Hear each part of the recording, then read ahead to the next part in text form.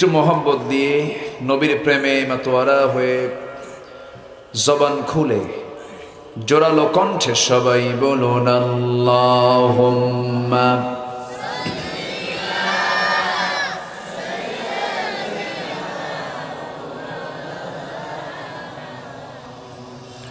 ওয়া আলা আলি সাইয়্যিদিনা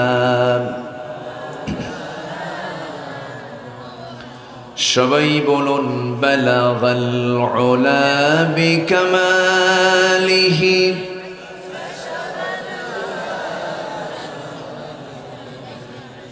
হাসানাত জামিউ খিসালিহি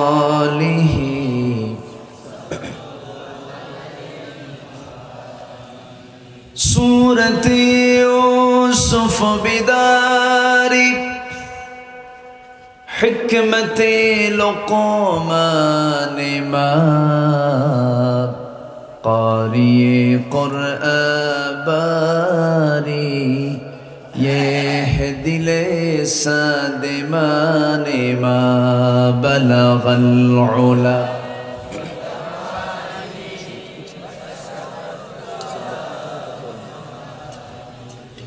حسنت جميع خصاله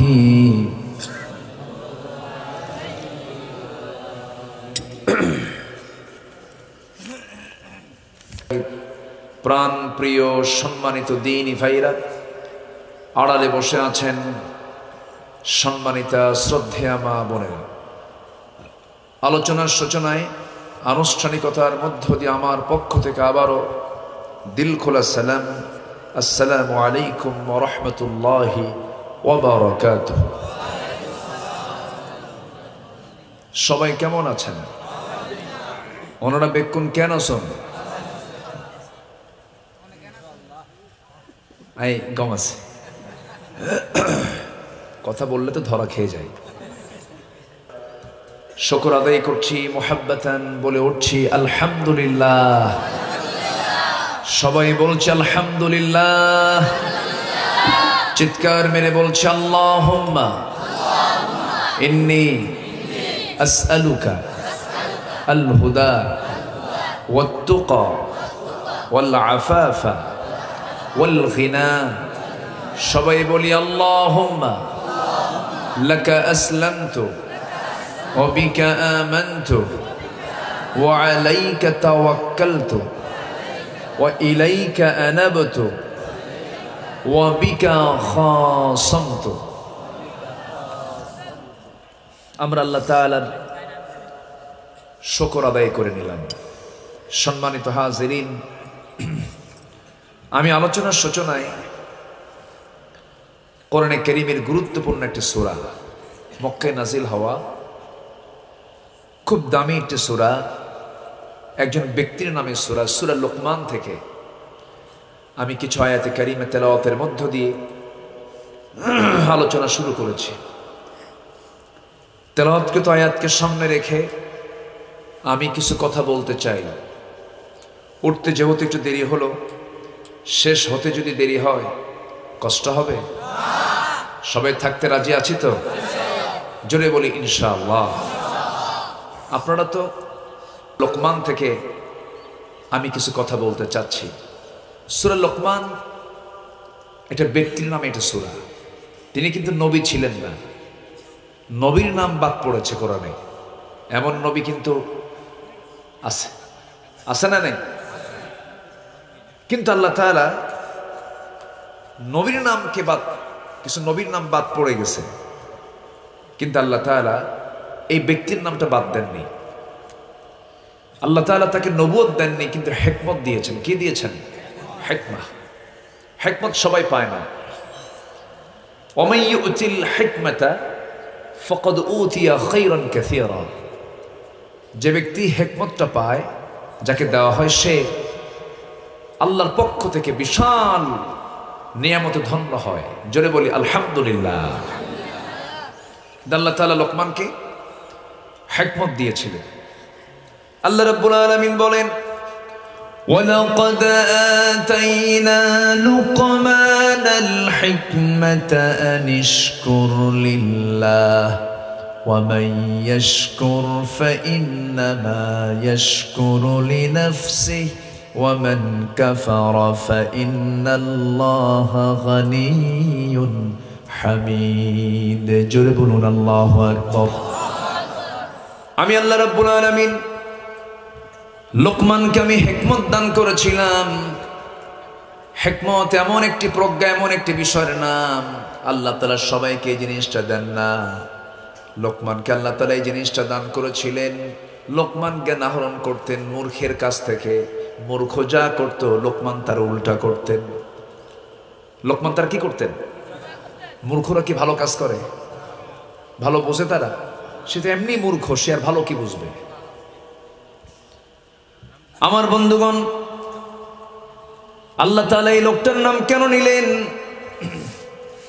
এই লোকটার নামে কেন সূরা নাজিল করলেন? আমি আজকে আপনাদের সামনে আলোচনা করতে এসেছি। আপনারা আলোচনা শুনতে এসেছেন, কোরআন থেকে কথা বলতেছি আমি। হয়তো আমার বক্তৃতা আজ থেকে হয়তো 20 বছর, 30 বছর, 50 বছর নয় 100 বছর পর্যন্ত মানুষ স্মরণ করবে, মনে রাখবে।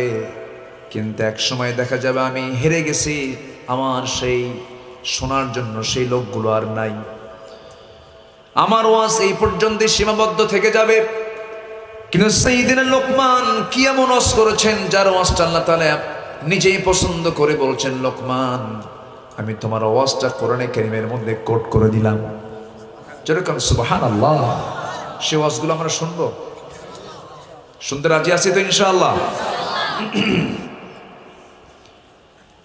লোকমান তার নিজে ওয়াজ করেছেন। তিনি কি ওয়াজ করেছেন?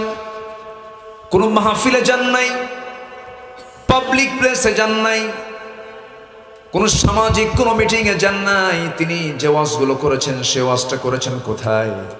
তিনি সুন্দর করে আল্লাহ তাআলা তার বিষয়টা কথা বলছেন। وَإِذْ قَالَ لُقْمَانُ لِابْنِهِ وَهُوَ يَعِظُهُ يَا بُنَيَّ لَا تُشْرِكْ بِاللَّهِ إِنَّ الشِّرْكَ لَظُلْمٌ عَظِيمٌ জোরে বলুন আল্লাহু আকবার। সেই সময়ের কথা, যে সময়ে লোকমান তার সন্তানদেরকে বলেছিলেন ওয়া ইয়াইযুহু, এবং নসিহত করেছেন তার সন্তানদেরকে, ইয়া বুনাইয়া, হে আমার কলেজার টুকরা, হে আমার আদরের দুলাল সন্তানগুলো, লা তুশরিক বিল্লাহ, শিরিক করো না। কার সাথে? আসতে বলবেন না, কার সাথে বলেন? তাহলে আজকে যে শিরকের যে আমরা চিত্রগুলো দেখতে পাই, শিরকের কাজ আজ কি চলছে না আগের থেকে আছে? আগের থেকে আছে না নাই? আচ্ছা, সন্তানকে কি নসিহত দিতে হবে? এখানে যারা বসে আছি, কেউ পিতা হয়ে বসে আছি, কেউ দাদা হয়ে বসে আছি, কেউ যুবক অবিবাহিত হয়ে এখানে বসে আছে, অবিবাহিত অবস্থায় বসে আছি, কেউ শিশু অবস্থায় বসে আছি। কেউ শিশু, সে একদিন বাবা হবে, আবার যুবক একদিন সে বিয়ে করে বাবা হয়ে যাবে। অনেকে বাবা হয়েছেন, দাদা হয়েছেন। আল্লাহ তাআলা লোকমানকে পৃথিবীর সকল পিতার মডেল বানায় বললেন, তোমরা যদি লোকমানের মতো বাপ হতে পারো, লোকমানের মতো যদি উপদেশ দিতে পারো, একটা সুন্দর উপদেশ তোমাদের, এমন সুন্দর উপদেশ তোমরা যদি তোমাদের পরিবারের মাঝে দিতে পারো, সন্তানদের মাঝে দিতে পারো, সেই সমাজটাই হয়ে যাবে সোনালী সমাজ। জোরে বলে সুবহানাল্লাহ। তাহলে সাইয়েদনা লোকমান তিনি এমন ওয়াজ করেছেন যে ওয়াজটা আল্লাহ তাআলা পছন্দ করে তার কালামের মধ্যে স্থান দিয়েছেন। এটা কিন্তু ছোটখাটো কোনো বিষয় নয়। লোকটা ছিলেন কালো। কি ছিলেন? কালো বুঝি তো নাকি? এলাকায় কি কয়? হালা হালা। হ্যাঁ, তাহলে বউ যদি কালো হয় তাহলে কি কয়? হালাবু হালাবু। আচ্ছা, যেটাই হোক, কয় তো একটা কিছু, কিন্তু কালো কে করে দিয়েছেন? আসতে বলবেন না, কালো কে করে দিয়েছেন? ধলা কে করে দিয়েছেন? খাটো কে করে দিয়েছেন? লম্বা কে করেছেন? দোষ কার? আল্লাহর দোষ?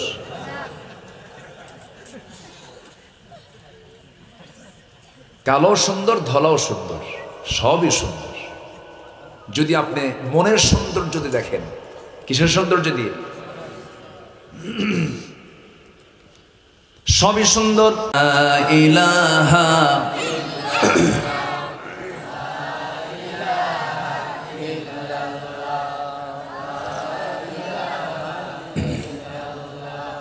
আসমানে আল্লাহ, জমিনে আল্লাহ, আসমানে আল্লাহ, জমিনে আল্লাহ, হায়াতে আল্লাহ, মৌতে আল্লাহ, লা ইলাহা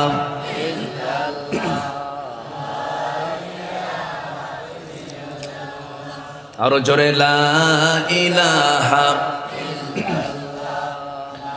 লা ইলাহা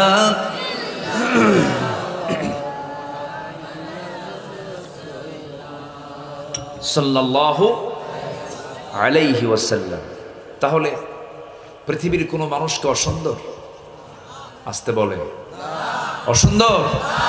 সবই সুন্দর। কিন্তু কিছু কিছু যুবক ও যে ছেলের মতো বিয়ে করে আনছে, বউটা একটু কালো হয়ে গেছে, 3 দিন যাওয়ার পর কান্দে, কি বউ বিয়ে করলাম, হাই রে, ওই যে কইছে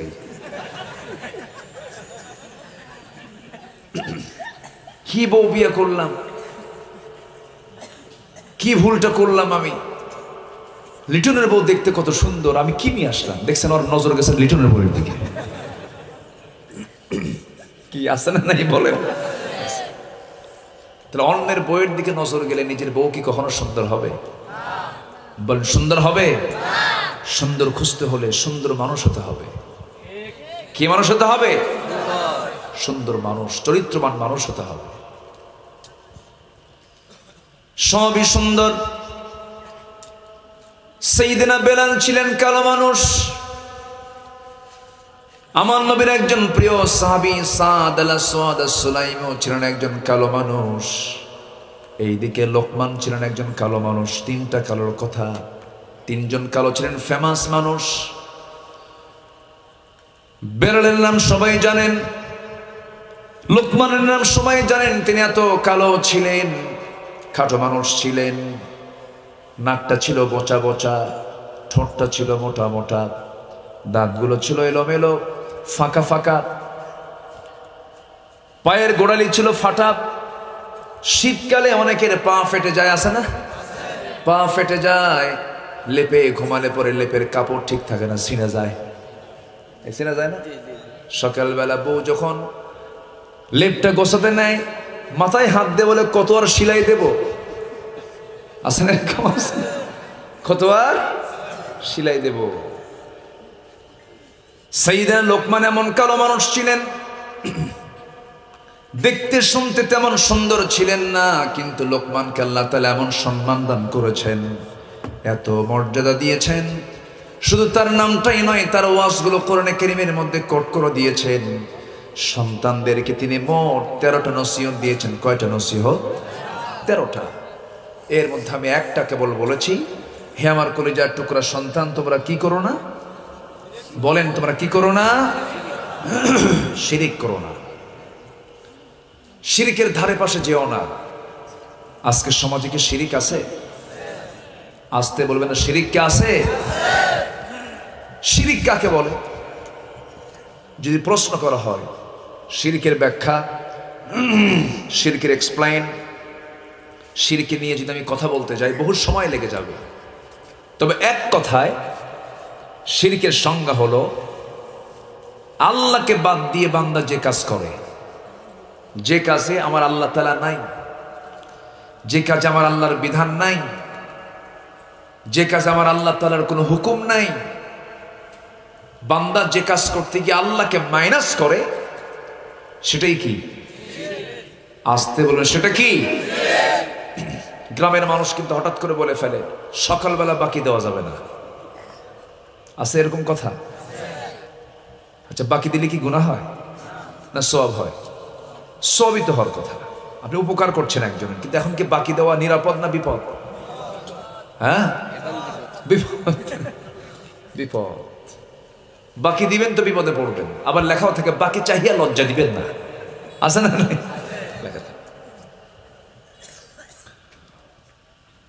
সকালবেলা বাকি দেওয়া যাবে না, শনিবারে বাঁশ কাটা যাবে না, আছে এগুলো আছে। আচ্ছা, মঙ্গলবারে বিয়ে করা যাবে না, বৃষ্টির দিন বিয়ে হলে সারা জীবন তার চোখে পানি থাকবে, আছে এগুলো আছে নাকি আমি জানি না, আছে এগুলো আছে। বৃষ্টি কে দেন?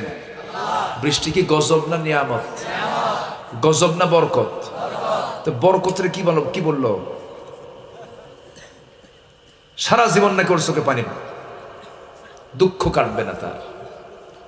এগুলো কি রসুলের হাদিস? রসুলের হাদিস কোথাও পেয়েছেন আপনারা? এগুলো বিশ্বাস করলে কি হবে? শিরিক হবে। বলেন কি হবে? শিরিক হবে। সেদিন দেখি এটা ট্রাকের পিছনে জুতা ঝুলায় রাখছে, জুতা, ছেঁড়া জুতা। তো আমি ট্রাকে এক ড্রাইভারকে জিজ্ঞাসা করলাম, ভাই জুতা ঝুলায় রাখছেন কেন আপনারা এই ট্রাকের পিছনে? খুঁজুর বদনজর থেকে বাঁচার জন্য।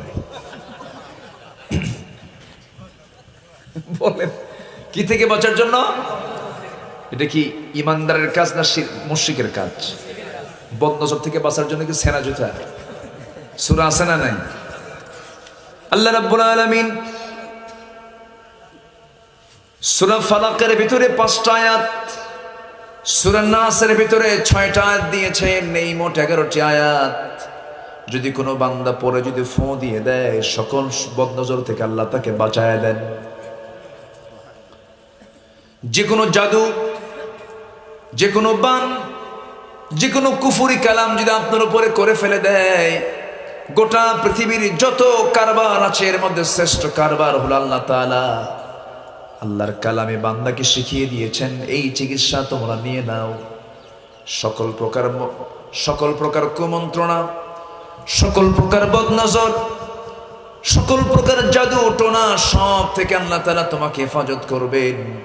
যারা পারেন ঠোঁট মিলিয়ে বলুন, কুল আউযু বিরাব্বিল ফালাক মিন শাররি মা খালাক ওয়া মিন শাররি গাসিকিন ইযা ওয়াকাব ওয়া মিন শাররিন নাফাসাতি ফিল উকাদ ওয়া মিন শাররি হাসিদিন ইযা হাসাদ।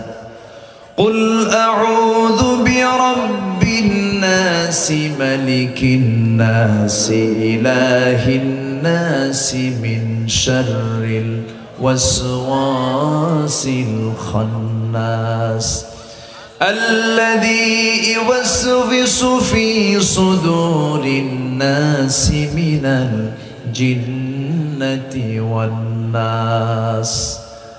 ফালাকে 5টা আয়াত, নাসের ভিতরে 6 আয়াত, মোট কয়টা আয়াত হলো? 11টা আয়াত। আমার নবীকেও জাদু করা হয়েছিল, রাসূলকে বান মেরেছিল, জাদু টোনা করেছিল। নবীজি ভুলে যাচ্ছেন, শুকে যাচ্ছেন।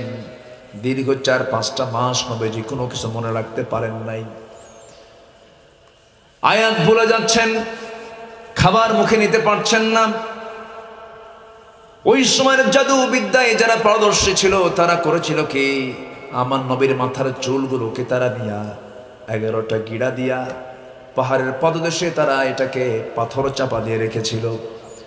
আল্লাহর পক্ষ থেকে আয়াত নাজিল হলো, আমার নবী যে একটা করে আয়াত পড়েন আর 11টা গিরার একটা করে গিরা খুলে যায়, আর আমার নবী ধীরে ধীরে সুস্থ হয়ে ওঠে। জোরে বলে সুবহানাল্লাহ। কোরআনের চিকিৎসা এটা। সকল কল্যাণ যদি পেতে চাই, সকল বিপদ থেকে যদি বাঁচতে চাই, বেশি কিছু নাই, সূরা ফাতিহা আমরা পড়ে ফেলবো। সূরা ফাতিহা পড়ার পরে আমরা পড়ব, সবাই বলুন, কুল হুয়াল্লাহু আহাদ আল্লাহুস সামাদ লাম ইয়ালিদ ওয়া লাম ইউলাদ ولم يكن له كفوا أحد। এখানে দুইটা কুল, এখানে একটা কুল, কয়টা কুল হলো? তিনটা কুল হলো। আমার ভাইয়েরা, এগুলো হচ্ছে কোরআনের ট্রিটমেন্ট, কোরআনের চিকিৎসা। আমাকে কেউ ক্ষতি করতে পারবে না কে ছাড়া? আর আল্লাহ যদি আমার ক্ষতি করতে চান, পৃথিবীর কেউ আমার উপকার করতে পারবে না। এই জন্য আমরা সাহায্য চাইবো কার কাছে? আল্লাহর কাছে। শয়তানের শয়তানি, বদমাইশের বদমাইশি, কাফিরদের কুফরি, মুনাফিকদের নিফাকতা, অনিষ্টের অনিষ্ট থেকে, সব কিছু থেকে যদি আমি আপনি বাঁচতে চাই, কোনো কিছু নয়, আমরা আগে বলে ফেলবো আউযু বিল্লাহি মিনাশ শাইতানির রাজীম। আশ্রয় চাই কার কাছে? আসতে বলবেন না, কার কাছে? আল্লাহর কাছে। এই সূরাগুলো পড়বো আমরা, বদনজর থেকে বেঁচে যাব, বদমাইশি থেকে বেঁচে যাব, বদ চিন্তা থেকে, অন্যের বদ চিন্তা থেকে বেঁচে যাব। আল্লাহ তাআলা এগুলো শিখিয়ে দিয়েছেন, এগুলো আমরা আমল করার চেষ্টা করব। জোরে বলি ইনশাআল্লাহ, আরো জোরে বলি ইনশাআল্লাহ। সম্পদের হেফাজতের জন্য, জীবনের নিরাপত্তার জন্য দোয়া আছে না নাই? আসতে বলবেন না, আছে না নাই? কিচ্ছু লাগবে না, কোনো চোর ওই জায়গায় যাবে না।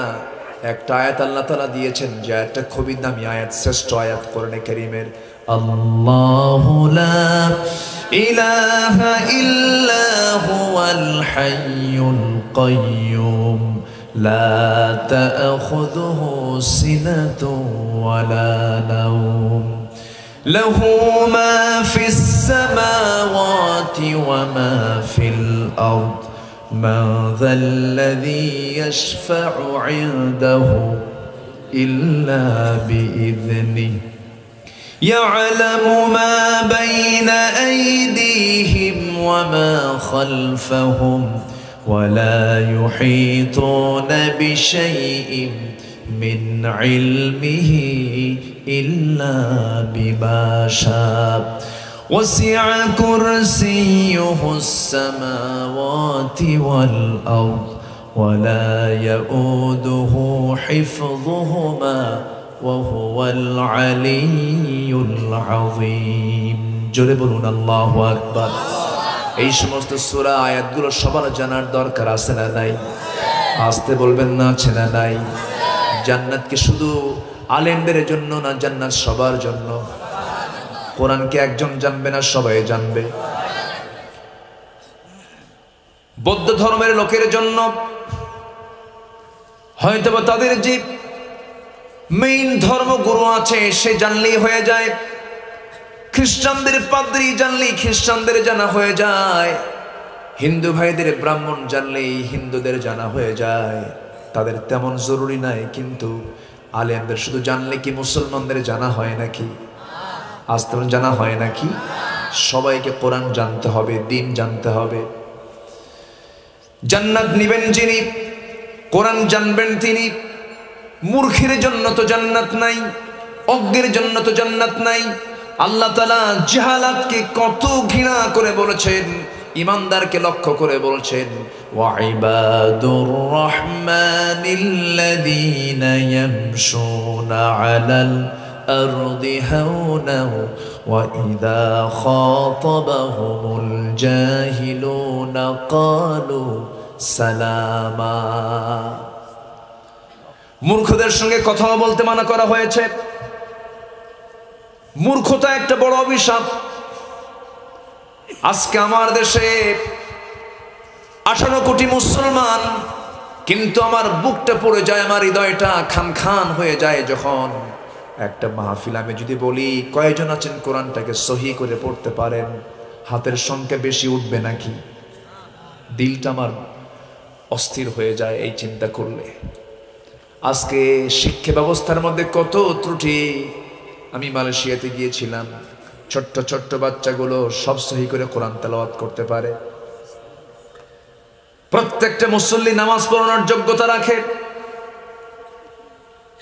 একটা সিলেবাসের মধ্য দিয়ে স্কুলে পড়ুক, মাদ্রাসায় পড়ুক, যেখানেই পড়ুক না কেন, যেই দেশে 95% মুসলমান, সেই দেশের প্রত্যেকটা নাগরিকের, প্রত্যেকটা মুসলমানের কোরআন শিক্ষাটা অতিরিক্ত করা দরকার না বাধ্যতামূলক করা দরকার? এমনকি 90% 95% মুসলমান যে দেশে, সেই দেশের ভাইভা বোর্ডে কোরআন তেলাওয়াত শোনার দরকার আছে না নাই? বিসিএস ক্যাডার হবে, সেই লোকটাকে ভাইভা বোর্ডে প্রশ্ন করা উচিত, দেখি তুমি সূরা ফালাক তেলাওয়াত করো, সূরা ফাতিহা তেলাওয়াত করো।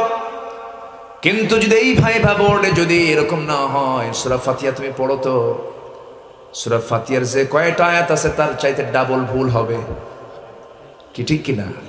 কারণ শিক্ষা ব্যবস্থার মধ্যে সহি তেলাওয়াত করার কোনো সিস্টেম, অথচ নামাজ পড়ার শর্ত হলো কোরআনটাকে সহি করা না গলত পড়া। বলেন কেন? বলেন না কেন? কি করে পড়া? রুব্বা কারিন লিল কুরআন ওয়াল কুরআন ইয়ালানুহু, কোরআনটাকে যে সহি করে পড়ে না, কোরআনটাকে উল্টা লানত দেয়। উল্টা কি দেয়? লানত দেয়। কোরআন লানত দিচ্ছে। এত বড় জরুরি একটা শিক্ষা হলো কোরআনের শিক্ষা, সেই শিক্ষা নিয়ে কোনো কথা নাই। ক্লাস 6-7 এর সিলেবাসে ঢুকায় দিছে মানুষ নাকি আগে বানর ছিল। মাইকলা কি করে? ঘুম নাকি? জেগে আছেন? ইকো টিকো দিয়েন না, ইকো কম দেন, ইকো রিভার দিয়েন না, যেন কথাগুলো স্পষ্ট শোনা যায়। আমার কথাকে রাগ করতেছেন আপনারা? আমি তো সোনার খিলের পুরাতন মানুষ, তো আমি এসেছি একবার, আজকে একটু ফ্রিলি আলোচনা করবো, প্রয়োজনে ফজর হোক, সমস্যা কি? ভয়টাই পেলেন নাকি আপনারা? থাকতে রাজি আছি তো? বসেন।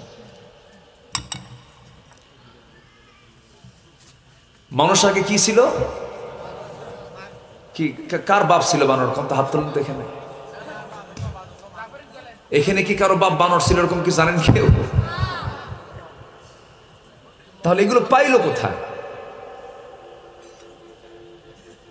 বানরের বংশধরদের কাছ থেকে আদম সন্তানদের শিক্ষার কিছু নাই। আসতে কোন কোন জনগণ ঠিক কিনা? ওদের বংশধর বানর হতে পারে, আমরা হলাম আদমের বংশধর। আমাদের বাপকে আরো জোরে, আমাদের মাকে, আমাদের বাড়ি কোথায়? সোনার খিল। ভালো কিরকম? কোথায় বাড়ি আমাদের? বাপের ভিড়ে তো জান্নাত ছিল।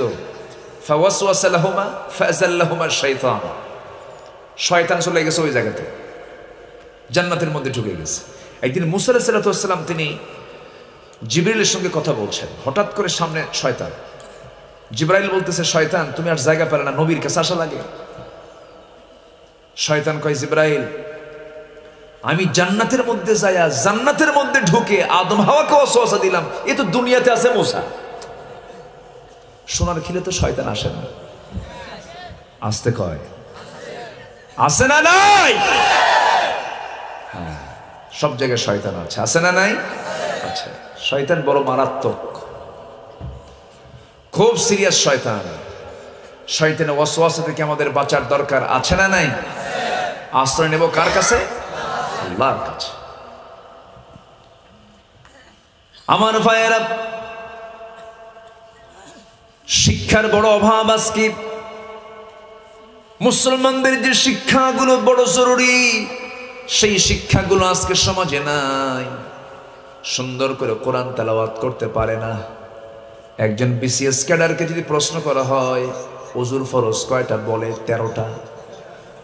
ওযুর ফরজ কি 13টা? ইকো তো দিয়েন না, ইকো আমি তো মানা করেছি।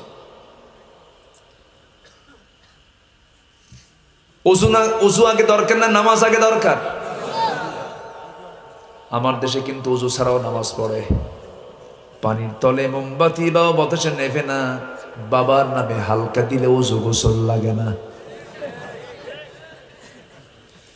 মোল্লা মুন্সি নামাজ পড়ে, মারেফত তো বোঝে না, বাবার নামে হালকা দিলে 17 ঢাকন লাগে না। যখন নাউজুবিল্লাহ, এরকম ইবলিসের পাঠশালা কিন্তু চট্টগ্রাম জোনেও আছে। খাজা আছে না নাই? দিল কর তাজা, ইসমে জালাল গাজার কলকি খাওয়া হালাল, যেরকম নাউজুবিল্লাহ। এগুলো কিন্তু কম নাই, নামাজই লাগে না ওদের। আমার বন্ধুগণ, সব জাহালাত শুধু না জানার কারণে এই অবস্থাটা হয়েছে। এই জন্য কোরআন যে জায়গায় প্রথমে নাজিল হলো, কোন গুহায় বলেন? জাবালে নূর। জাবালে নূর নামক পাহাড়ের গারে হেরার মধ্যে আল্লাহ রাসূল ধ্যানমগ্ন ছিলেন। জিবরিল আমিন এট ফার্স্ট যখন নবীর সামনে গিয়ে দাঁড়িয়ে যখন তার কাছে ওহী নাজিল করলেন, সে ওহীটা কিন্তু অন্য কিছু ছিল না, সে ওহীটা ছিল, সবাই বলুন, ইকরা বিসমি রাব্বিকাল্লাযী খালাক খালাকাল ইনসানা মিন আলাক। নবী হে, আপনি পড়ুন কার নামে? আসতে বলবেন না, কার নামে? যারা বলতেছে মানুষ আগে বানর ছিল, তারা কি আল্লাহর নামে পড়ে নাকি? আল্লাহর নামে পড়লে তো এই অবস্থা হতো না। কারণ কোরআন তো শুধু ধর্মীয় কিতাবের নাম নয়, কোরআন দিয়ে শুধু নামাজি হবে তা তো নয়। কোরআন দিয়ে মনে হয় রাষ্ট্র চলবে না। আসতে বলে চলতে পারে, কোরআন দিয়ে পৌরসভা চলতে পারে, কোর্ট কাছারি, আইন আদালত, বিচার ব্যবস্থা। কিন্তু অনেকে তো এটা মানতে চায় না, অনেকে মানতে চায় না, বলে যে না, কোরআন ধর্মীয় কিতাব, নামাজ পর্যন্ত শেষ। এরাই হলো সমাজের সবচেয়ে বড় মুনাফিক, ঠিক কি না? এরাই মুনাফিক। ইসলাম অন্য ধর্মের মতো শুধু নাম সর্বস্ব একটি ধর্মের নাম নয়, ইসলাম দিয়ে সব চলবে। আমার নবীজি মসজিদ চালিয়েছেন, ক্যান্টনমেন্ট চালিয়েছেন। আমার নবীজি মসজিদ চালিয়েছেন, বিচার ব্যবস্থা চালিয়েছেন। মক্কা থেকে এক মুনাফিক এসে নবীর সামনে দাঁড়িয়ে বলল, আমি ইসলাম গ্রহণ করতে চাই। ইসলাম গ্রহণ করে ফেললো, দেখালো যে আমি ইসলাম কবুল করেছি। প্রচন্ড অসুস্থ। রাসূল বললেন, তুমি যাও, মরু অঞ্চলে এক রাখাল আছে, তার কাছে গিয়ে তুমি উটের দুধ পান করো।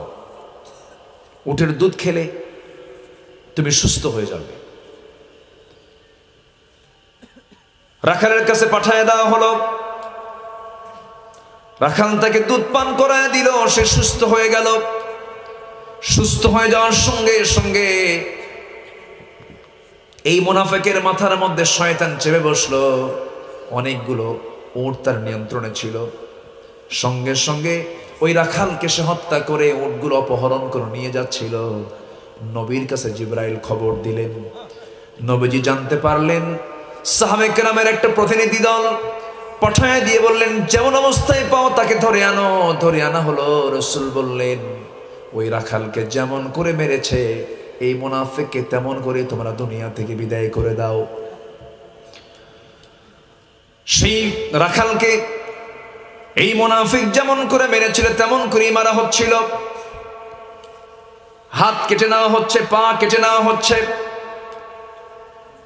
সেই সময় তপ্ত মরুর ভিতরে সে যখন বারবার পানি চাচ্ছিল, রাসূলকে বলা হলো, ইয়া রাসূলুল্লাহ, সে তো পানির জন্য ছটফট করছে, দেখুন তো আপনি যদি বলেন আমরা তাকে কিছু পানি দেব। রাসূল বললেন, না। ওই রাখালকে মারার সময় কি সে কি কোনো পানি দিয়েছিল নাকি? না, পানি দেয় নাই। চুল পরিমাণ পানি দিতে পারবা না। বিশ্বনবীর শুধু দয়ার ওয়াজ শুনি রাসূল যে কত কঠোর ছিলেন বিচারের ক্ষেত্রে একটু হিসাব করে নেন। আমার নবীজি পানি দিতে মানা করলেন। ইতিহাসে এসেছে ওই হত্যাকারী মুনাফিককে চুল পরিমাণ পানি দেওয়া হলো না। এক পর্যায়ে ওই বেচারি, ওই মুনাফিক, ওই হত্যাকারী মরুভূমির বালুগুলো চাটতে চাটতে শেষ পর্যন্ত দুনিয়া থেকে বিদায় হয়ে গেল।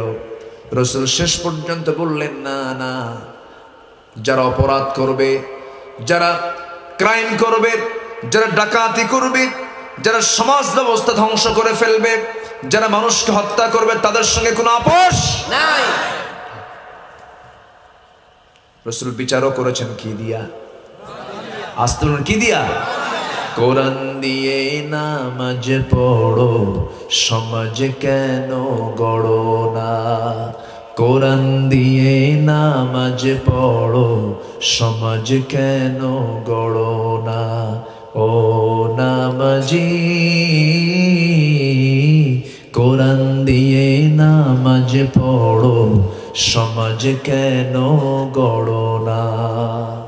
কোরআন যদি দিয়ে যদি আজকে সমাজ বিনির্মাণ হতো, সমাজে কি এই চিত্র আমাদের দেখা লাগতো? দেখা লাগতো না। কি হয় না আজকের সমাজে বলেন? কি হচ্ছে না? এই এলাকায় কি সুদের কারবার আছে? আছে? সুদ খাওয়া কি? আরো জোরে, আরো জোরে। মদের বোতল আছে?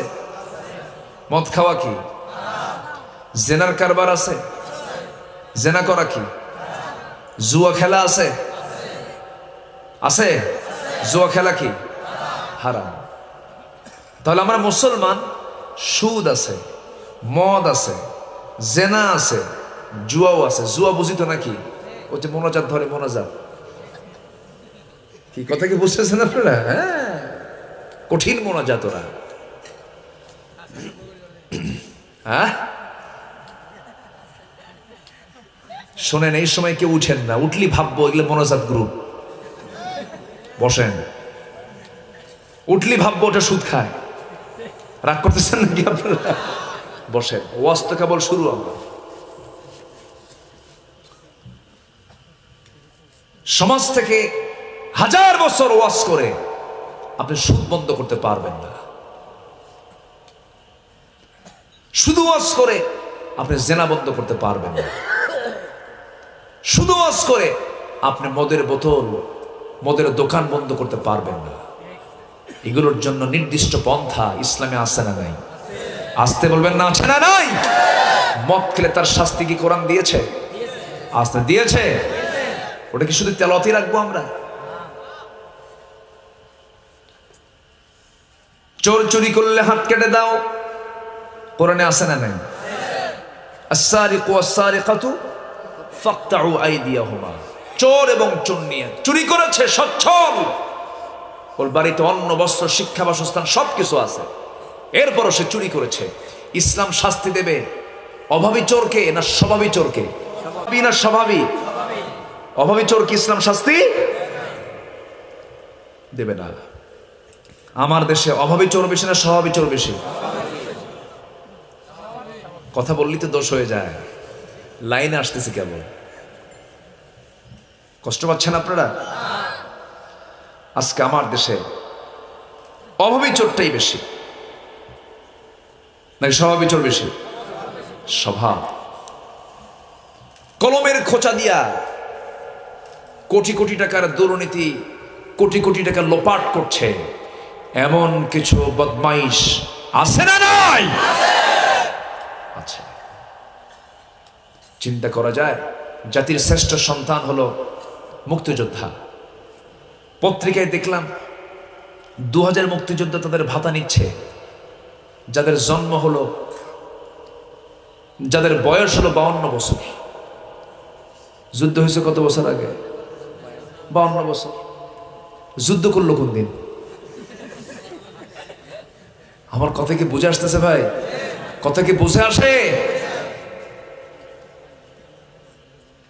কোথায় যাবেন আপনি? আমরা তো ভালো হতে পারিনি। আপনি মসজিদে গেলে পরে আমি আগে না জুতা আগে? বলেন।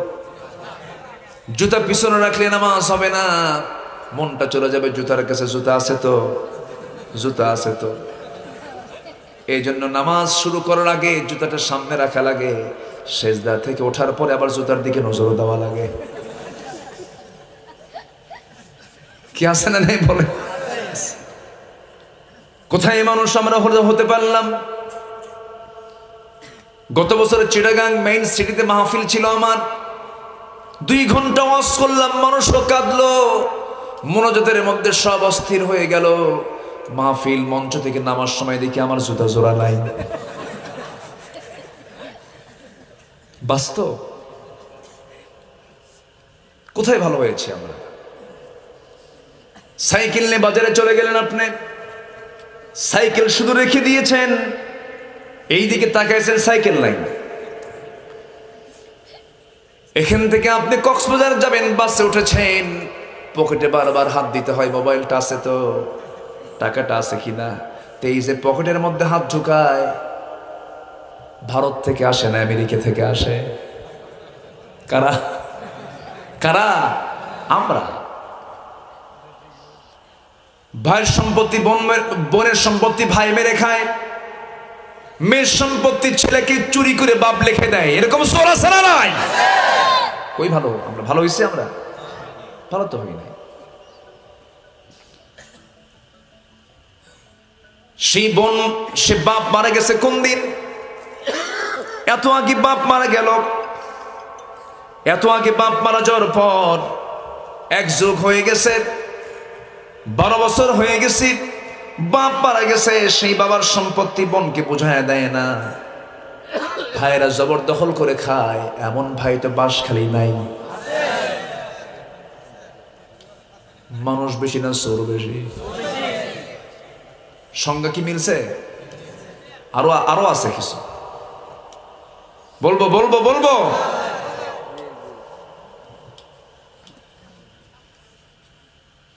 বাপ মারা গেছে, ধানি জমি 10 বিঘার 3 বিঘা বোনটা পাবে,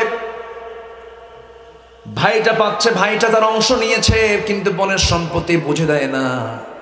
বোনটাকে বছরে 2 বার করে দাওয়াত দেয়, 2 বার করে দাওয়াত দিয়ে বাড়িতে নিয়ে আসে, পিঠা খাওয়ায়, রান্না বান্না করে খাওয়ায়, মাঝে মাঝে সুন্দর করে হাসি খুশি করে বোনের পাশে বসে বলে, শোনো আমি তোমার ছোট ভাই অথবা আমি তোমার বড় ভাই। আব্বা মারা গেছে বহু আগে, জমি কিছু রেখে গেছে, বোন আমার তুমি কিছু অংশ পাবে, তবে একটা কথা বলি বোন, রাগ করবা নাকি, অংশ নিলে কিন্তু ধ্বংস হয়। কি ফতুয়া মানলো দেখছে? এদিকে কোরআন থেকে আসা না শয়তান থেকে আসা? মানুষ বেশি না চোর বেশি? আমার ভাইয়েরা, এই জন্য আমাকে আপনাকে ভালো হতে হবে, আগে ভালো মানুষ হতে হবে, জ্ঞানী হতে হবে, জ্ঞান অর্জন করতে হবে, জানতে হবে, বুঝতে হবে। জন্মসূত্রে মুসলমান, এই সূত্র দিয়ে আমি আপনি জান্নাত পাবো না। জান্নাত পাওয়ার জন্য জন্মসূত্র দরকার না, ইসলাম থাকা দরকার। কি থাকা দরকার বলেন? ইসলাম থাকা দরকার। সাইয়েদনা লোকমানকে আমার আপনার জন্য একজন আদর্শ পিতার মডেল বানায়া কোরআনে কারীমের মধ্যে লোকমানকে আল্লাহ তাআলা হাইলাইট করেছেন। কেন? ও পৃথিবীর বাপেরা, তোমরা সব লোকমানের মতো বাপ হও, সুন্দর পরিবার গড়ে তোলো, সভ্যতা গড়ে তোলো, সন্তানদেরকে বিনয়ী বানাও, সন্তানদেরকে আদর্শ বানাও, সন্তানদেরকে অহংকার মুক্ত বানাও, সন্তানদেরকে নির্লোভী বানাও, সন্তানদেরকে আমানতদার বানাও, সন্তানদেরকে আল্লাহওয়ালা বানাও। একটা রাষ্ট্রের গুরুত্বপূর্ণ অংশ হলো পরিবার। পরিবার যদি ভালো হয়ে যায়, সমাজ ভালো হয়ে যাবে, সমাজ যদি ভালো হয়ে যায়, রাষ্ট্র ভালো হয়ে যাবে। এই জন্য পরিবারের দিকে খেয়াল করার দরকার আছে না নাই? আমি কয়েকদিন আগে টেকনাফ মাহফিল ছিল, টেকনাফ এই দিকই তো না? কোন দিক? আমি যে কোন দিকে আছি আল্লাহ জানে। এই আমার তো দিক ঠিক নাই। যাই হোক, একদিক হবে তো।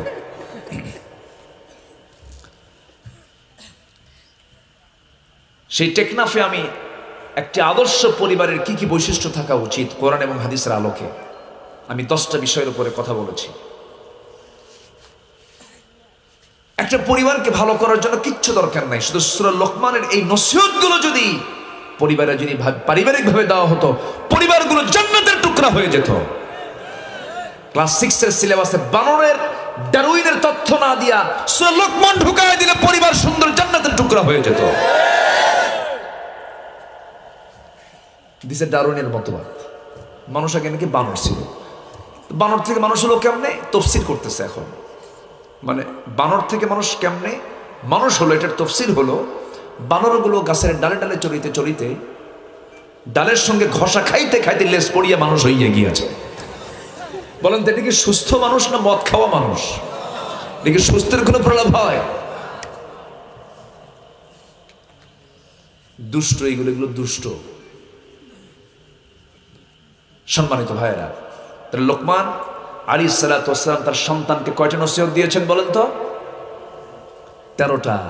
মনে আছে কি আপনাদের? বলেন মোট কয়টি বলেন? 13টি। আল্লাহ তাআলা সবগুলোই বলে দিয়েছেন এখানে। সময় সব দিকে আমরা খেয়াল করব, দেখি কতটুকু আমরা আগাতে পারি। আল্লাহ রাব্বুল আলামিন সুন্দর করে বলছেন, আমার পছন্দের গোলাম লোকমান তার সন্তানদেরকে কি নসিহত দিয়েছে তোমরা শোনো। 1 নাম্বার তিনি সন্তানকে বলছেন, লা তুশরিক বিল্লাহ, শিরকের কাছে যাবে না। শিরকের গুনাহ মস্ত বড় গুনাহ, সবচেয়ে বড় জুলুম এটা। ইন্না শিরকা লাযুলমুন আযীম, সবচেয়ে বড় জুলুম এটা। সকল গুনাহ মাফ হবে। আল্লাহ বলছেন, বান্দা তোমার যত গুনাহ সব গুনাহ তুমি করে এসেছো আমার কাছে, কোনো সমস্যা নাই।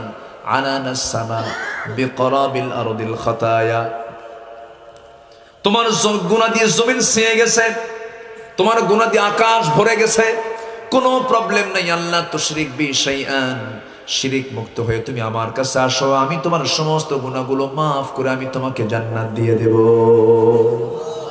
লোকমান তার সন্তানকে 1 নাম্বার নসিহত দিচ্ছেন, শিরক করো না, এটাই সবচেয়ে বড় গুনাহ। আলা উনাব্বিউকুম বিআকবারিল কাবাইর, ও সাহাবীরা আমি কি তোমাদের কি বড় বড় কবিরা গুনার কিছু সংবাদ দেব নাকি? হ্যাঁ হুজুর আপনি বলেন। আমার নবীজিও 1 নাম্বার তালিকায় বললেন, আল ইশরাকু বিল্লাহ, উকুকুল ওয়ালিদাইন ওয়া কাউলুজ জুর। রাসূল 3টা কবিরা গুনার কথা হাদিসে বলেছেন। নাম্বার 1 হলো শিরিক করবে না, নাম্বার 2 হলো পিতামাতার সঙ্গে খারাপ আচরণ করবে না, নাম্বার 3 হলো বাজে কথা মুখ থেকে বলবে না। এই 3টা কিন্তু বড় বড় কবিরা গুনাহ। এই 3টা বড় কবিরা গুনাহ আজকে সমাজে আছে না নাই? শিক্ষার যে হার আজ থেকে 10 বছর আগে ছিল, এখন শিক্ষার হার কমছে না বাড়ছে? বলেন বলেন বলেন। কমেছে না বেড়েছে? বেড়েছে। কিন্তু বাপ মার সেবার হার কমছে না বাড়ছে? তাহলে এটা কি শিক্ষা হলো? বানর মার্কা শিক্ষা। ওহির শিক্ষা পেলে পরে এরকম তো হতো না। আমি নিজের চোখে বৃদ্ধাশ্রম দেখেছি গাজীপুরে। বৃদ্ধাশ্রমে বুড়া মানুষগুলো সেই জায়গায় বসে আছে, পড়ে আছে। অধিকাংশ বৃদ্ধাশ্রমে যারা সেখানে পড়ে আছে, আমি কসম করে বললাম, আল্লাহর কসম করে বলছি, হলফ করে বলছি, পৃথিবীর কোন বৃদ্ধাশ্রমে আপনি আলেমের বাপকে পাবেন না, হাফেজের মাকে পাবেন না। ওই জায়গায় সেই সমস্ত বাপ মা গুলো পড়ে আছে যারা কোরআন এবং হাদিসের জ্ঞান যারা রাখে না, ঠিক কিনা? অতএব সন্তানকে যদি নিজে ভালো থাকতে চান, আগে কোরআন তুলে দেন, আল্লাহওয়ালা বানান। টাকাওয়ালা বানানোর আগে শুধু টাকাওয়ালা বানাবেন, বুড়ো বয়সের সন্তানকে থেকে আপনি বাপ ভয় পাবেন। আর আল্লাহওয়ালা বানাবেন, বুড়ো বয়সের সন্তান আপনাকে দেখে থরথর করে কাঁপবে। কারণ বাপ যদি খুশি হয় আরশ খুশি হবে, বাপ যদি নারাজ হয় আল্লাহ নারাজ হয়ে যাবে। এজন্য ইসলাম জানার দরকার আছে না নাই? সবার আগে না সবার পরে? সবার আগে। নামাজও তো কবুল হবে না ইসলাম না জানলে। দিন না জানলে নামাজ কবুল হবে? হবে না তো। আগে দিন জানবো আমরা, জোরে বলি ইনশাআল্লাহ। শিরকের জ্ঞান আমাদের জানতে হবে তো, কারণ আমি শিরক করবো আমি নিজে টের পাবো না। শিরকের ধারে পাশে যাওয়া যাবে না। শিরকের ব্যাপারে একটা হাদিস এসেছে, পিঁপড়া হাঁটার আওয়াজ যেমন বান্দার কানে আসে না, শুনতে পায় না, বান্দা কখন শিরক করে ফেলেছে বান্দা নিজেও টের পায় না। আমার বন্ধুগণ, কি করে খাবো আমি, এটাও কথার মধ্যে কি হলো? কি করে খাবো কিছুই তো বুঝতেছি না। কি করে খাবো আমি, এই কথার মধ্যে শিরকের গন্ধ আছে না নাই? এই জাতীয় কথা কি বের হয় কিনা বলেন? বের হয়। অথচ আল্লাহ তাআলা নিজেই স্পষ্ট করে বলেছেন, ওমা মিন দাব্বাতিন ফিল আরদি ইল্লা আলাল্লাহি রিজকুহা। জমিনে যত বিচরণশীল প্রাণী আছে সমস্ত প্রাণীর রিজকের দায়িত্ব কার? আসতে বলবেন না কার? আর আপনি সে আল্লাহর বান্দা হয়ে, পৃথিবীর সেরা সৃষ্টি হয়ে আপনি বলছেন কি করে খাবো আমি, কি করে খাবো আমি, চলবো আমি, এমন হতাশা আছে না নাই বলেন? আছে। যুবকরা, এরকম হতাশার কোনো বাক্য তোমরা মুখ থেকে বের করবা না কখনো। শিরকের কথা এগুলো। মুখ বানিয়েছেন যিনি, খাওয়াবে না তিনি। যিনি আমাকে সৃষ্টি করেছেন তার চিন্তায় সবচাইতে বেশি। যিনি আমাকে আমার মার পেটের মধ্যে 9টি মাস আমি খেতে পারি না, আমাকে খাওয়ায় দিয়েছেন। সেই মার পেটের মধ্যে আমার চুলগুলো বড় করে দিয়েছেন, চোখটা সুন্দর করে দিয়েছেন, হাত পা নখ সব কিছু দিয়ে দিয়েছেন। সুবহানাল্লাহ। দুনিয়ার যে কোনো ফ্যাক্টরি, কোনো কিছু তৈরি করতে গেলে পর্যাপ্ত আলোর প্রয়োজন হয়, আলো ছাড়া কোনো কিছু প্রোডাকশন সেখানে তৈরি হয় না। কিন্তু আল্লাহ তাআলা আমাকে এমন ফ্যাক্টরির মধ্যে 9টা মাস রেখেছিলেন যে জায়গায় কোনো আলোর ব্যবস্থা নাই, নিকষ কালো ঘন অন্ধকার, কিন্তু আমার আল্লাহ সুন্দর করে মাথা থেকে পা পর্যন্ত সব সুন্দর করে বানিয়ে দিয়েছেন। জোরে বলে সুবহানাল্লাহ। কি দেন নাই তিনি মাথা থেকে পা পর্যন্ত? দেখুন একটু আল্লাহ তাআলা বান্দাকে নিজেই দেখতে বলছেন, অফি আনফুসিকুম আফালা তুবসিরুন। বান্দা তোমার নিজের দিকে তাকায় দেখো, মাথা থেকে পা পর্যন্ত নিখুঁত করে আমি তোমাকে বানিয়েছি, কোনো কিছু আমি শর্ট রাখি না। আমি যদি মার পেটের মধ্যে ওই সুরক্ষিত জায়গার মধ্যে যদি আমি তোমাকে খাওয়াতে পারি, দুনিয়ার সমস্ত কিছুর ব্যবস্থাপনাও কার? আসতে বলবেন না কার? মানুষ খাবার মুখে নেয় দুই ভাবে, একটা হলো নাক দিয়ে, আর একটা হলো মুখ দিয়া। মুখের খাবার এই যে আমরা তরি তরকারিগুলো, খাবারগুলো আমরা সুন্দর করে আবাদ করি, আবার আমরা খাই, ঠিক আছে, চেষ্টা করলে। চেষ্টা না করলে তো খাবার আসবে না, ভালো কথা। কিন্তু মুখের খাবার আগে দরকার না নাকের খাবার আগে দরকার? কোনটা? নাকের খাবার এখানে আছে না নাই? কে খাওয়াচ্ছেন বলেন? কে খাওয়াচ্ছেন? সূর্যের খাবার দরকার আছে না নাই? সূর্যের আলোটা কে দিচ্ছেন? সূর্যের ট্যাক্স কত? আসতে কোন কেন আছে? কোনো ট্যাক্স দেওয়া লাগে? অক্সিজেনের সব ফ্রি করে দিয়েছেন। সুবহানাল্লাহ বলবেন না আপনি? তা আল্লাহ খাওয়ায় না তো কি খাওয়ায়? যে বলে আল্লাহ খাওয়ায় না, ওর নাকটা চেপে ধরবেন। আল্লাহ তো আমাকে খাওয়ান, কোনো টেনশন করা যাবে না। যুবকরা, আমি তোমাদেরকে একটা মেসেজ দিয়ে যাচ্ছি, তোমরা শুধু 3টা কাজ করবা। কয়টা কাজ? 3টা কাজ যদি সুন্দর করে করতে পারো যুবকরা, আল্লাহ তাআলা তোমার রিজিকটাকে ডাবল ডাবল করে দিবেন। শুনবা? যুবকরা কিছুই বলে না। এই শুনবা যুবকরা, শুনবা? নাম্বার 1 হলো তাড়াতাড়ি বিয়ে করো।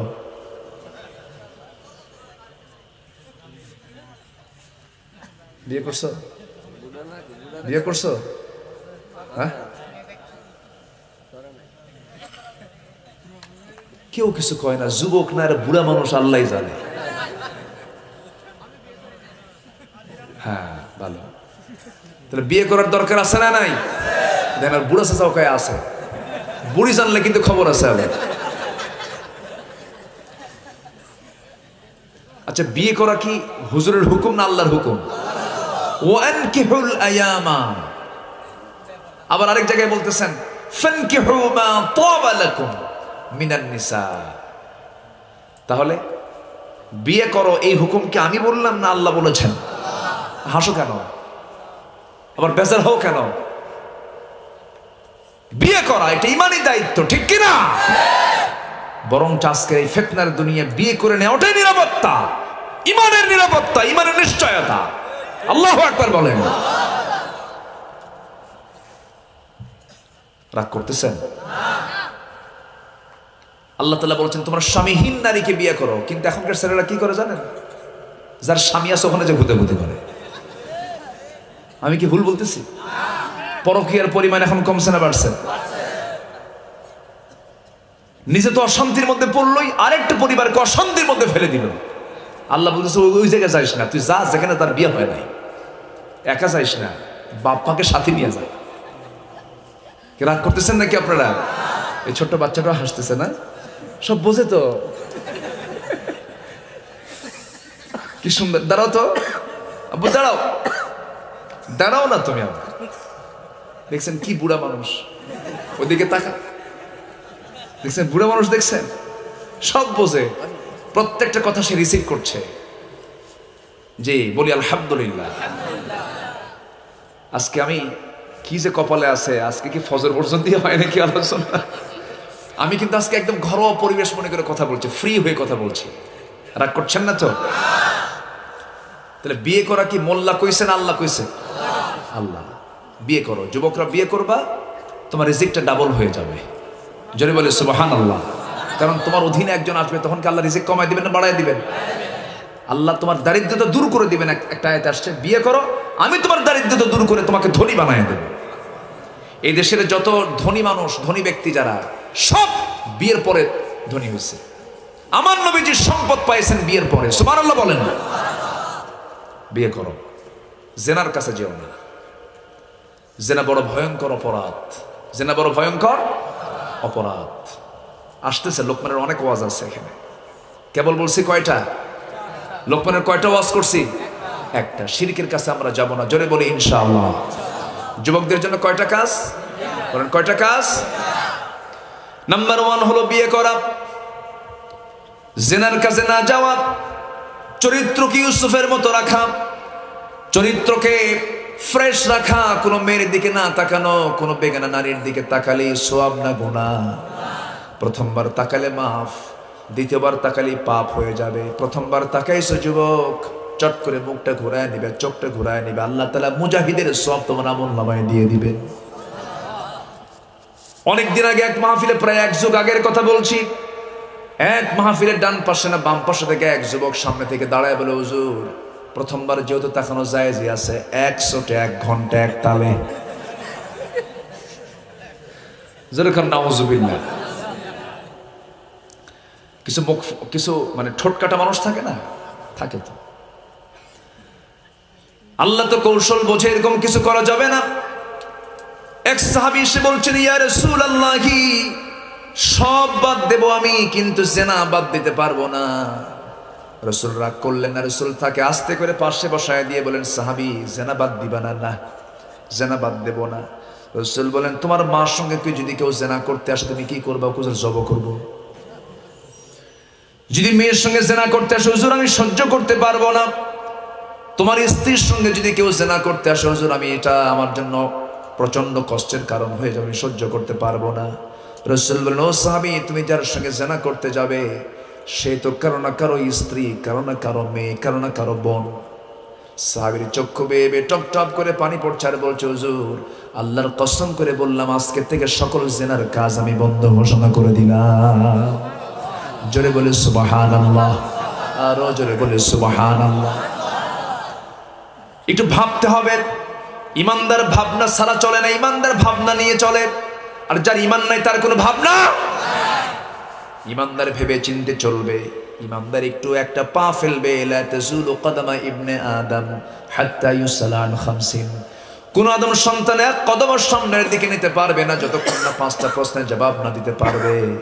এর মধ্যে 1 নাম্বার হলো আন উমরিহি ফিমা আফনা, তার জীবনকাল সে কোথায় ব্যয় করেছে। নাম্বার 2 হলো ওয়ান শাবাবিহি ফিমা আবলাহ, তার যৌবন সম্পর্কে প্রশ্ন করা হবে, সে তার যৌবন কালটা কোথায় সে ব্যয় করেছে। যৌবনের প্রশ্ন আছে না নাই? আসতে বলবেন না, আছে না নাই? ইগতানিম খামসান ক্বাবলা 50, 5টা বস্তা আসার আগে 5টি বস্তাকে গনিমত মনে করো। নাম্বার 1 শাবাবাকা ক্বাবলা হারামিক, বার্ধক্য আসার পূর্বে যৌবনকে তুমি কাজে লাগাও, যৌবনকে নষ্ট করো না। শাবুন নাশায়া ফি ইবাদাতিল্লাহ, ওই যুবককে আল্লাহ তাআলা আরশের ছায়ার নিচে স্থান দিবেন যে যুবকটা সিজদার মধ্যে তার যৌবনটা কাটায়া দেয়। জোরে বলে সুবহানাল্লাহ। এই জন্য যৌবনের ইবাদত সবচেয়ে পছন্দ বেশি করেন কে? আসতে বলবেন না কে? আল্লাহ পছন্দ করেন। এই জন্য আল্লাহ তাআলা সূরা লোকমান দিয়ে লোকমানের ওয়াজগুলো দুনিয়াবাসীকে জানায় দিচ্ছেন, ও দুনিয়ার সমস্ত বান্দারা তোমরা লোকমানের মতো বাপ হয়ে যাও। দেখো লোকমান কি সুন্দর করে ওয়াজ করছে, ওয়া হুয়া ইয়াইদুহু ইয়া বুনাইয়া লা তুশরিক বিল্লাহ ইন্নাশ শিরকা লাযুলমুন আযীম। শিরক সবচেয়ে মস্ত বড় জুলুম, ও বাচ্চারা কখনো শিরক করবা না। নাম্বার 2 হলো, ও আমার কলিজার টুকরা সন্তানরা, তোমরা আল্লাহর শুকর আদায় করো। আনিশকুরুলি ওয়ালিওয়ালিদাইক, আল্লাহর শুকর আদায় করবে, তোমার পিতামাতার শুকর আদায় করবে। পিতামাতার প্রসঙ্গে এখানে টেনেছেন, এরপরে পিতামাতার প্রসঙ্গে টেনে আবার এই কথা বলা হচ্ছে, পিতামাতা যদি তোমাকে শিরকের দিকে নিয়ে যায় সেই সময় পিতামাতার আনুগত্য করা যাবে না। ওয়া ইন জাহাদাকা আলা আন তুশরিকা বি মা লাইসা লাকা বিহি ইলমুন ফালা তুতিউহুমা ওয়া সাহিবুহুমা ফিদ দুনিয়া মারুফা। কিন্তু তোমার বাবা মুশরিক, তোমার মা মুশরিকা, চুল পরিমাণ তার সঙ্গে কোনো বেয়াদবিও করতে পারবে না। সুন্দর আচরণ করবে, সুন্দর করে কথা বলবে, কিন্তু বেয়াদবি কোনো আচরণ তুমি কখনো করতে পারবে না। এরপরে সুন্দর করে আল্লাহর বড়ত্ব প্রকাশ করে বলছেন, হে আমার কলিজার টুকরা সন্তান শোনো, দুনিয়াতে যে অপরাধটাই করবে সমস্ত অপরাধের সমস্ত খবর কে জানবেন? আসতে বলবেন না কে জানবেন? সেটা যদি সরিষার দানাও যদি হয়, গোটা পৃথিবীর কোন জায়গায় লুকানো আছে সেই সরিষার দানাটাও আল্লাহ খুঁজে বের করবেন। বান্দা, আল্লাহর এমন ক্ষমতা আছে, তুমি কোনো কিছুই করতে যাবে সঙ্গে সঙ্গে ধরা পড়ে যাবে কার কাছে? আসতে বলবেন না, কার কাছে? কি সুন্দর করে বলছেন, ইয়া বুনাইয়া ইন্নাহা ইন তাকু মিসকালা হাববাতিন মিন খারদালিন ফাতাকুন ফি সাখরাতিন আও ফিস সামাওয়াতি ওয়াল আরদ ইয়াতি বিহা আল্লাহ ইন্নাল্লাহা লাতীফুন খাবীর। জোরে বলুন আল্লাহু আকবার। নাম্বার 6, এবার বলছি আমার কলিজার টুকরা, শোনো, ইয়া বুনাইয়া আকিমিস সালাহ, নামাজ কায়েম করো। নামাজ কি করো? নামাজটা কায়েম করো।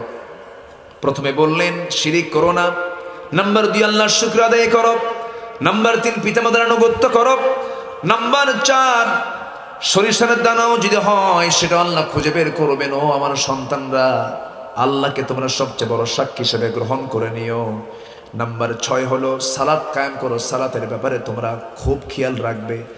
সালাত কখনো নষ্ট করবে না, সালাতকে কখনো বাদ দেবে না।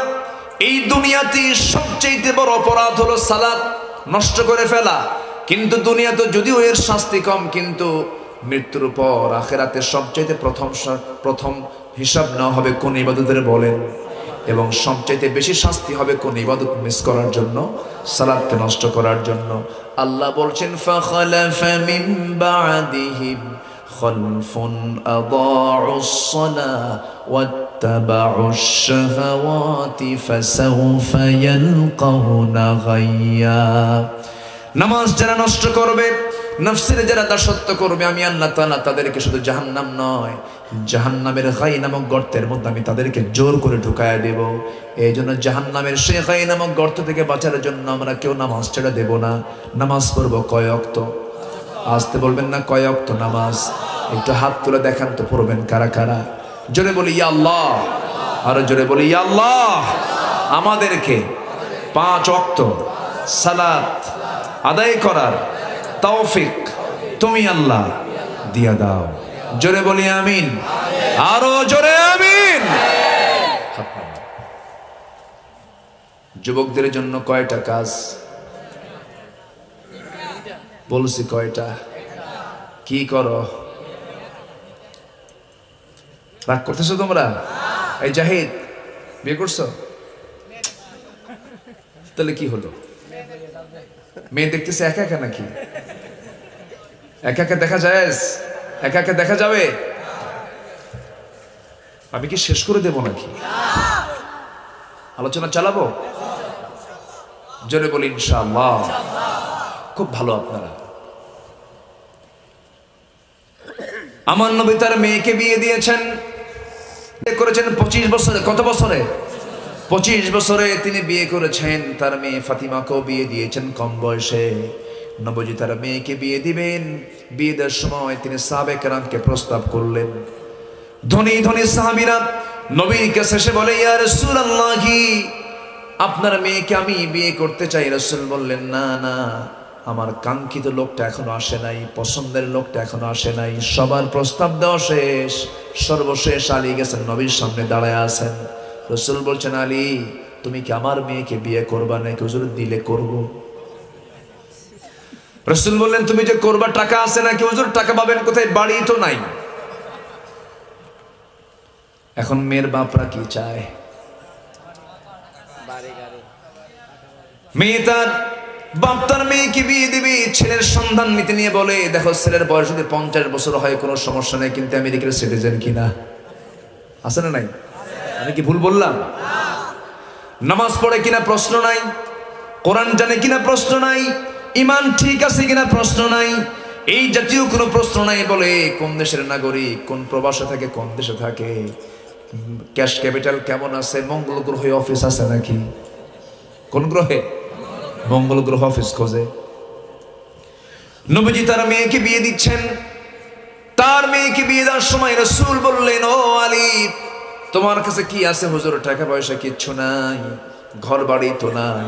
রাসূল বলছেন, আলী, তোমার কাছে ইনস্ট্যান্ট কি আছে বলো? হুজুর, এই যে তরবারি, এই যে ঢাল।